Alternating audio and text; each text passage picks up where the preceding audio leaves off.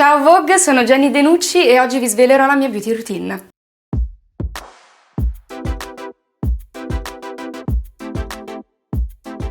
Vi porterò nella preparazione di un trucco molto quacelloso, visto che sono anche appena tornata, però prima ovviamente faremo la skincare partendo dall'esistenza di una detersione schiumosa e oleosa che adesso andremo a fare e mi blocco i capelli con le forcine. Devo dirvi che la skincare è veramente il momento della giornata in cui io proprio mi prendo cura di me stessa.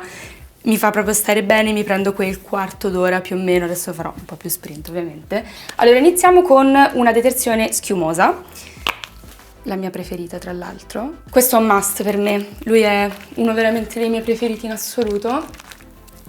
Ecco qua, e massaggio e tolgo tutto lo sporco della città.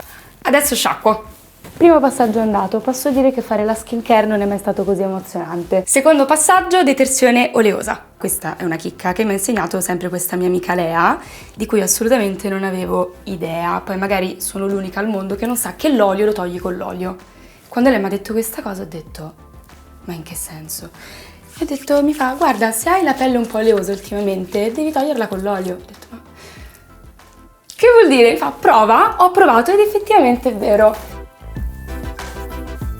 Perfetto. Proseguiamo con le cose un po' più cremose adesso, ovvero il siero, questo qui. Secondo me è molto importante anche averne soltanto un goccino per impolpare un po'. Tra l'altro super texture. Okay. E vedete proprio come vi illumino il viso. Tra l'altro quando devo spalmare magari i sieri e le creme, io tendo anche a farmi un po' di massaggi per sgonfiare tutte quelle aree che magari quando vi svegliate sono un po' gonfie. E tra l'altro ho scoperto una cosa vedendo un Beauty Secret America di come sgonfiare questa parte qui dell'occhio usando il nostro dito. Lo uso tutte le mattine e vi assicuro che funziona, quindi lo facciamo ora con la crema idratante che scivola un po' meglio. Questa è la crema idratante che andrò a mettere. Voi vi dovete ricordare che quando siete in casa vostra, nel vostro bagno, vi portate la skincare in giro, vi dovete sentire come una spa, ma i massaggi ve li fate da soli, nel senso che è giusto prendersi del tempo per se stessi la mattina, vi svegliate bene il viso, vi massaggiate con calma. Io ad esempio faccio molto così sugli zigomi, così magari tendo anche a non fare sempre il contouring, perché mi basta semplicemente sgonfiare per bene qua, questa zona così. E come vi dicevo, guardando un Beauty Secret America, ho scoperto che con questa parte del dito possiamo sgonfiare l'occhio e quindi insomma che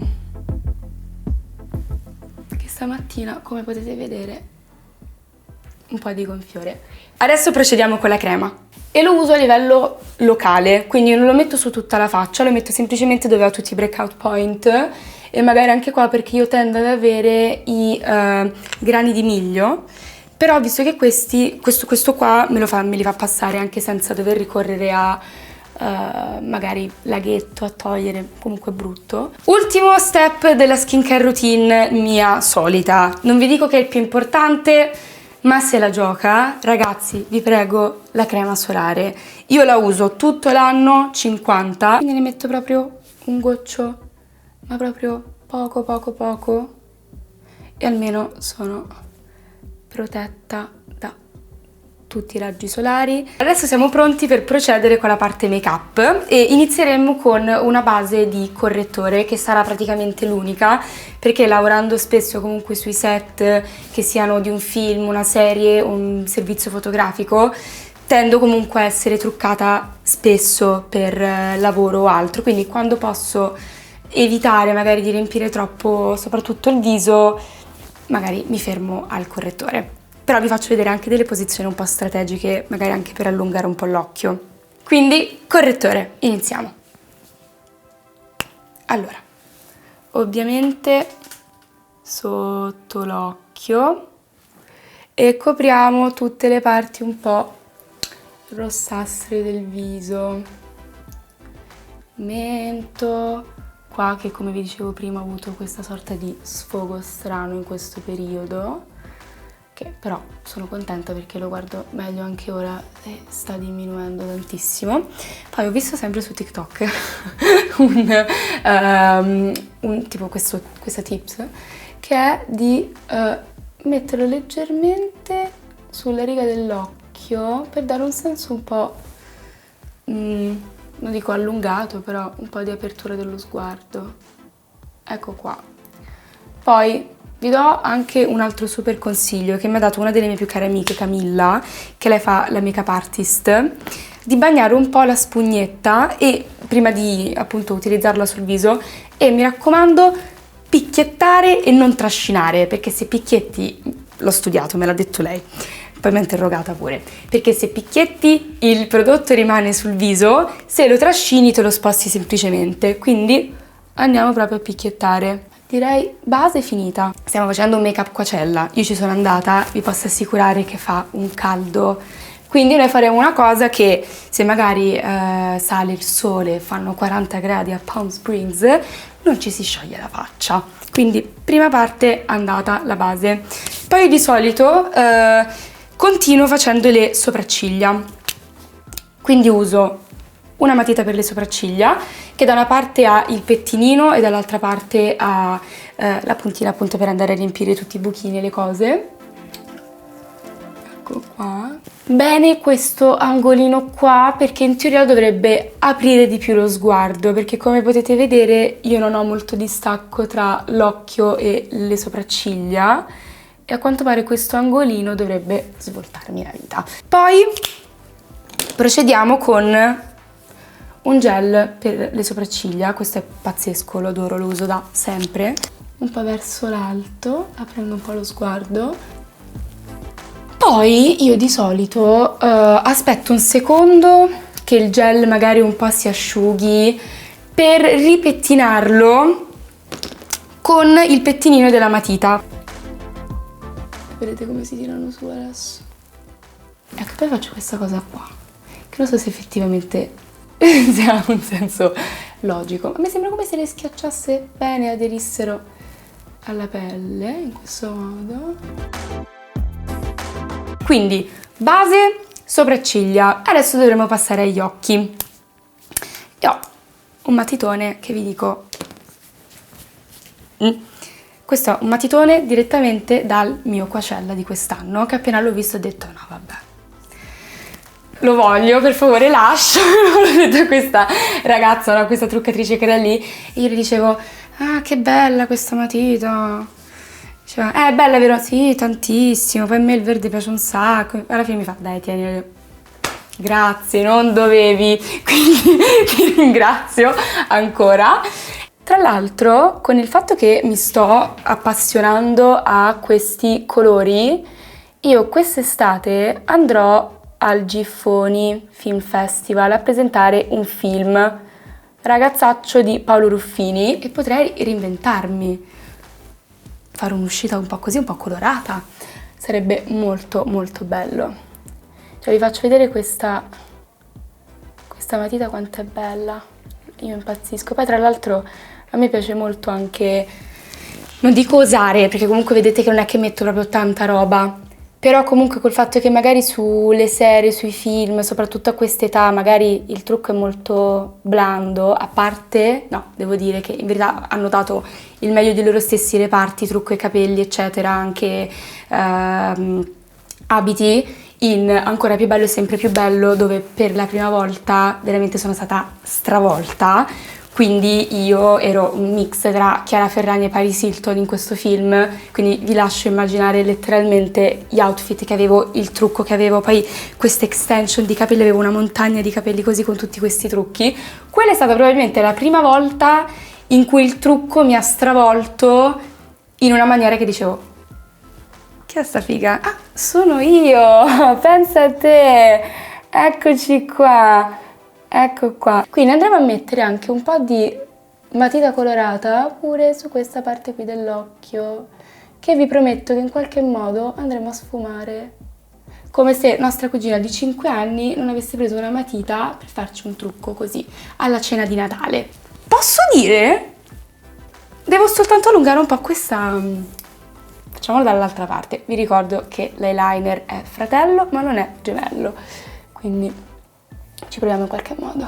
Io ho mezzo imparato a truccarmi in quarantena. Adesso vado a mettere un po' di matita dentro l'occhio. Bella, vero? Una bella ragazza, eccomi qua. Pazzesco. Ok, se ci sono delle imperfezioni con l'eyeliner andiamo a più o meno nasconderle con il mascara.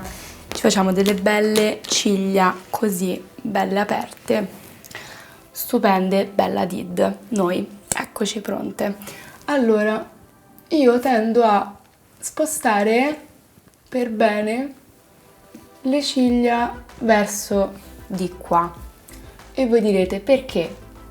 Non ne ho idea, so solo che è molto più bello il risultato e tra l'altro dà un po' questo senso di... ok, un po' così, capito?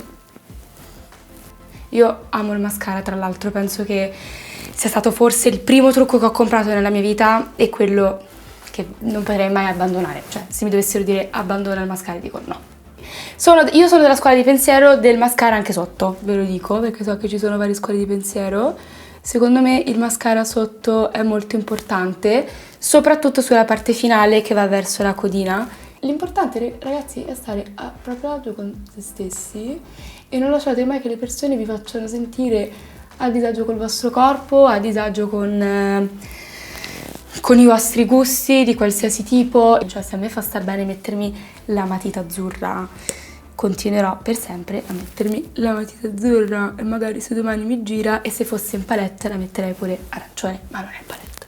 Ci piace? Ci piace! Sono emozionata perché finalmente posso parlare del blush che mi ha rivoluzionato l'esistenza, la vita, il modo in cui vivo, il modo in cui respiro, tutto, il trucco, qualsiasi cosa. Molto semplicemente appoggiamo Beauty Blender, almeno io faccio così, Beauty Blender al tubetto, non schiaccio semplicemente il prodotto che c'è qua e vado più o meno a stenderlo in qualche modo su tutta l'area più bassa del Beauty Blender. Il blush ho scoperto tra l'altro che si mette su quest'area qui per alzare un po' lo zigomo, soprattutto se poi non si va a fare una cosa di contouring che non penso assolutamente che andrò a fare oggi.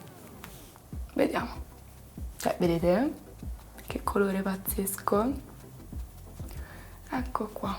Come ha detto una volta Maccio Capatonda, è commozionante, che è commovente ed emozionante nello stesso momento. Adesso iniziamo ad applicare questi brillantini qua cellosi. Ne abbiamo tantissimi, quindi possiamo anche giocare un po'. Io personalmente al Coachella non li ho messi anche sopra le sopracciglia, ma ho visto un sacco di ragazze che lo facevano e forse lo possiamo recuperare adesso. Ah, il primo è giusto. Ok, vorrei continuare forse una linea così.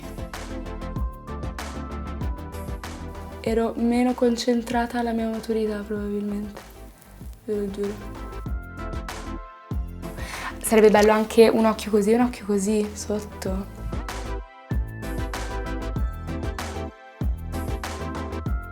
L'ultimo che chiude magari qua faccio. Occhi finiti, quasi tutto finito, procederei con un rossetto nude, che amo tra l'altro.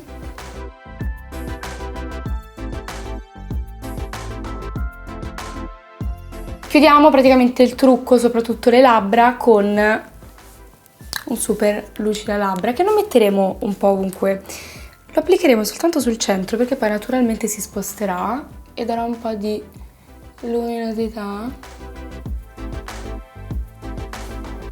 Perfetto, il trucco è completato.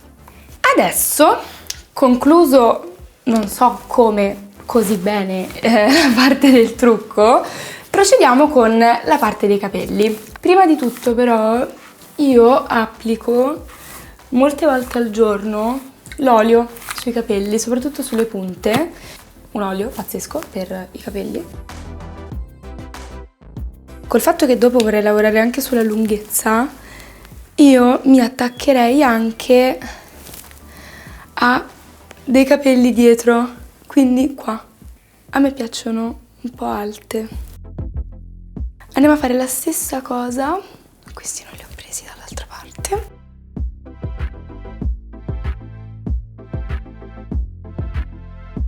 Ho deciso che metterò tanti elastici qui per dare un po' un senso di movimento. Al lavoro. Ok. Primo è andato. Andiamo anche di là.